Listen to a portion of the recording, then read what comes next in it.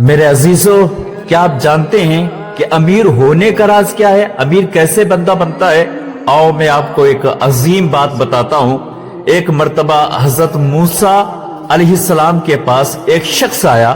اس کے کپڑے بہت پھٹے پرانے تھے، میلے کچیلے، اور چہرے پر بال پر گرد مٹی کے اثرات تھے، آنکھیں بند تھیں، پریشان حال دکھ رہا تھا۔ اس نے اپنی زبان حال سے کہا، یا نبی، میں غریب بہت ہوں، میں تنگ دست رہتا ہوں، میں پریشان ہوں۔ اے اللہ کے نبی، کچھ ایسا بتا دیجئے کہ میں امیر بن جاؤں۔ حضرت موسیٰ علیہ السلام نے نہ کوئی تعویذ دیا، نہ سونا چاندی دیا، بلکہ فرمایا، اگر تو امیر ہونا چاہتا ہے تو 3 چیزوں کو اپنی زندگی کا حصہ بنا لے۔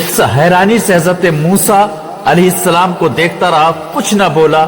حضرت موسیٰ علیہ السلام نے فرمایا، ہمیشہ حلال کماؤ، چاہے کم ہو، کیونکہ حرام زیادہ ہو کر بھی برباد ہو جاتا ہے۔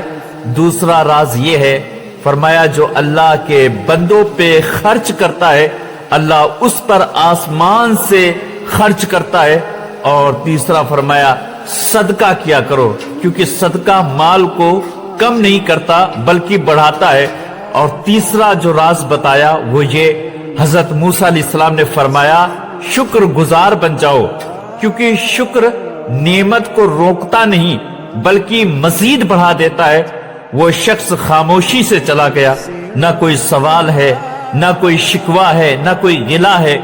کچھ عرصے بعد وہی شخص دوبارہ آیا، لیکن اب اس کے کپڑے بدلے ہوئے تھے، چہرے پر سکون تھا اور زبان پر اللہ کا شکر تھا۔ اس نے کہا، یا موسیٰ علیہ السلام، میں امیر ہو گیا ہوں، لیکن مال سے زیادہ مجھے اللہ نے دل کا سکون عطا کیا ہے، میں دل سے سکون حاصل کر چکا ہوں۔ حضرت موسیٰ نے فرمایا، میں نے تجھے امیر نہیں بنایا، تو نے اللہ کے حکم کو مانا، اللہ نے تجھے خود امیر بنا دیا ہے، یعنی تو خود امیر بن گیا ہے۔ میرے عزیزو، یاد رکھو، امیر صرف پیسہ نہیں، امیر رزق کی برکت ہے، امیر دل کا سکون ہے، امیر وہ بندہ ہے جو اللہ کا شکر ادا کرتا ہے۔